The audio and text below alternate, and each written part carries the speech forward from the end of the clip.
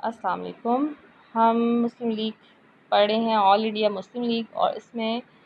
میں نے آپ کو پڑھایا تھا کہ آل انڈیا مسلم لیگ کے قیام کا پس منظر کیا تھا، کن حالات میں آل انڈیا مسلم لیگ کو قائم کیا گیا۔ اور اس میں ہم نے پڑھا تھا کہ انڈین نیشنل کانگریس قائم ہوئی تھی، ایسی تحریکیں چل رہی تھیں جو مسلم دشمنی پر مبنی تھیں، اردو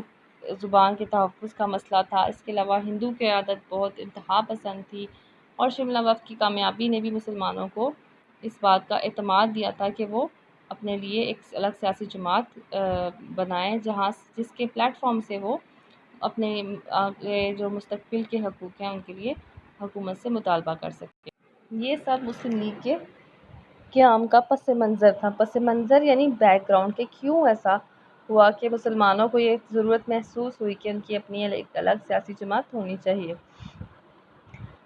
آج جو ہمارا ٹاپک ہے وہ ہے آل انڈیا مسلم لیگ کے قیام کے مقاصد، یعنی مسلم لیگ کو قائم جب کیا گیا تو اس جماعت نے ابتدائی مقاصد کیا تھے، شروع میں کیا مقاصد اس کے طے کیے گئے تھے۔ اجلاس میں نواب وقار الملک نے اپنا صدارتی خطبہ پڑھا، مسلم لیگ کے قیام کی قرارداد پیش ہوئی جسے منظور کر لیا گیا۔ نواب سلیم اللہ خان نے قرارداد میں جماعت کے اغراض و مقاصد بھی بیان کیے۔ اب نواب سلیم اللہ خان آف ڈھاکہ وہی تھے جنہوں نے مسلم لیگ کے قیام کی تجویز پیش کی تھی۔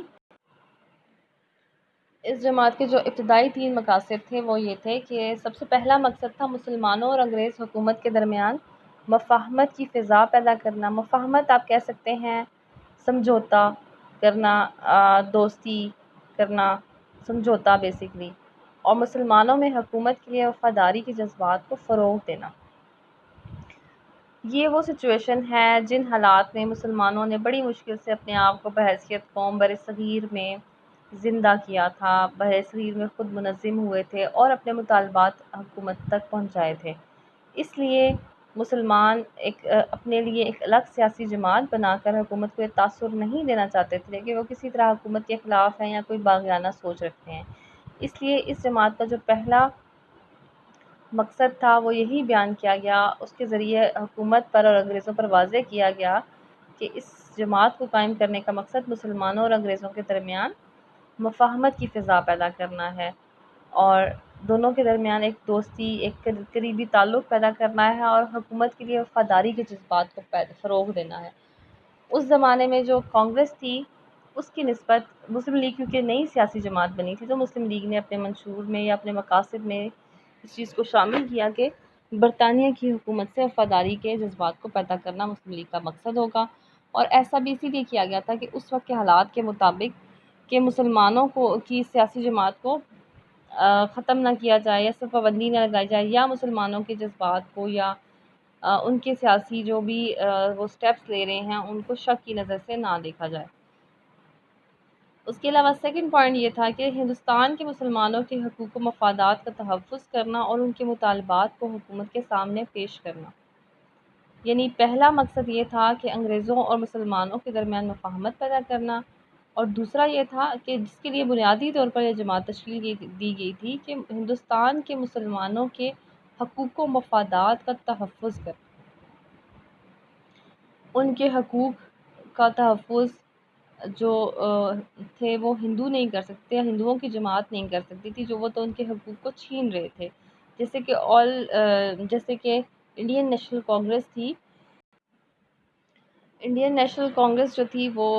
کبھی تو یہ مطالبہ کرتی تھی کہ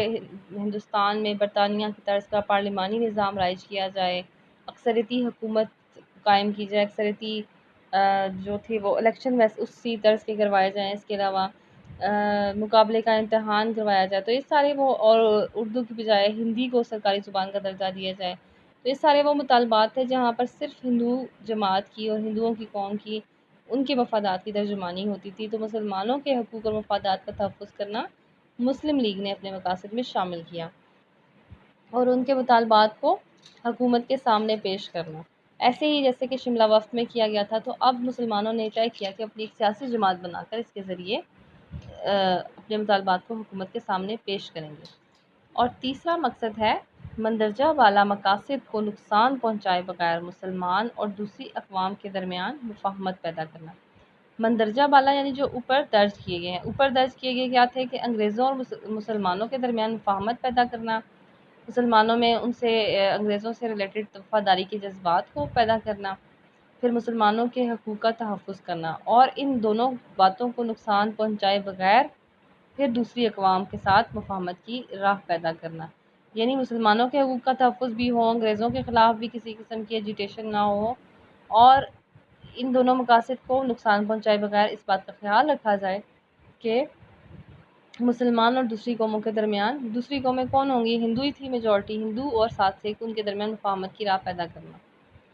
اس کے بعد مسلم لیگ کی جو تنظیم تھی اس کی وہ کیسے ہوئی؟ 60 افراد پر مبنی ایک ورکنگ کمیٹی تشکیل دی گئی۔ سر آغا خان کو آل انڈیا مسلم لیگ کا پہلا صدر بنایا گیا۔ سید حسن بل گرامی سیکرٹری کے عہدے کے لیے چنے گئے۔ محسن الملک اور وقار الملک جوائنٹ سیکرٹری بنائے گئے۔ مسلم لیگ کی ایک برانچ لندن میں بھی قائم کی گئی، اس کا سربراہ سید امیر علی کو بنایا گیا۔ یعنی یہ مسلم لیگ کی تنظیم تھی کہ اس کی جو ورکنگ کمیٹیز تھیں اس کے اندر کون تھا، مسلم لیگ برانچ کا ہیڈ کون تھا، اور سیکرٹریز کون تھے فرسٹ، اور اس کا پہلے صدر کون تھے۔ اس کے بعد آل انڈیا مسلم لیگ نے اپنا کام بحیثیت جماعت جب شروع کیا تو اس نے مسلمانوں کے حقوق کا تحفظ کس طرح کیا، اس کی ہم جو اچیومنٹس ہیں وہ کس طرح سے دیکھ سکتے ہیں۔ پہلا کام جو اس کی سب سے بڑی اچیومنٹ تھی کہ جداگانہ انتخابی طریقہ کار انگریزوں سے منوایا گیا اور 1909 کے ایکٹ میں شامل کروا کے ایک عظیم کامیابی حاصل کی۔ جداگانہ انتخاب وہی تھا جس کے تحت انگریزوں نے اس بات کو مان لیا کہ مسلمان ہندوؤں سے ایک الگ قوم ہے، اور اسی جداگانہ انتخاب کے مطالبے کو ماننے کی وجہ سے بعد میں جو انگریز تھے وہ اس بات کے قائل ہوئے کہ مسلمان الگ قوم ہے، اور پھر الٹیمیٹلی یہ ایک قیام پاکستان کی راہ بھی ہموار کر گیا، اور پھر بعد میں ہندوؤں کو بھی یہ مطالبہ تسلیم کرنا پڑا۔ اس کے بعد مختلف صوبوں میں ہائی کورٹوں کے ججوں کے طور پر مسلمانوں کی تعیناتی، یعنی مسلمانوں کو اس وقت تک ہائی کورٹ کے اندر ججز کے طور پر نہیں لیا جاتا تھا، تو مسلم لیگ نے یہ بھی مطالبہ کیا کہ مسلمانوں کو ان کی آبادی کے تناسب سے جو اہل مسلمان ہیں ان کو بھی ججز بنایا جائے مختلف صوبوں میں ان کی ہائی کورٹس میں، تو مسلم لیگ کا یہ مطالبہ بھی مان لیا گیا۔ اس کے علاوہ وزیر امور ہند کی کونسل میں ایک مسلمان شامل کروایا گیا جس کا نام سید حسن بل گرامی تھا، اور یہ سید حسن بل گرامی کون تھے؟ وہی جو مسلم لیگ کے لیے سیکرٹری بھی تھے، مسلم لیگ کے سیکرٹری کے عہدے کے لیے چنے گئے تھے۔ اور وزیر امور ہند کی کونسل آپ اسی طرح سمجھ سکتے ہیں جیسے کہ ابھی ہماری وزیر اعظم کی کابینہ،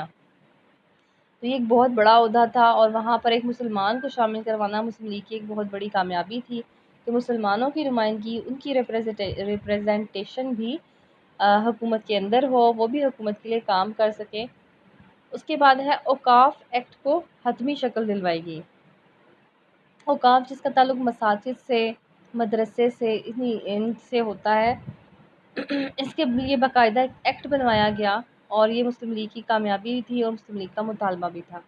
بیسکلی جب آپ نے دیکھا تھا کہ 1857 کی جنگ آزادی کے بعد مساجد کے حالات بہت خراب ہو گئے تھے، مختلف مدارس وغیرہ بند کر دیے گئے، بعد میں بحال بھی ہوئے،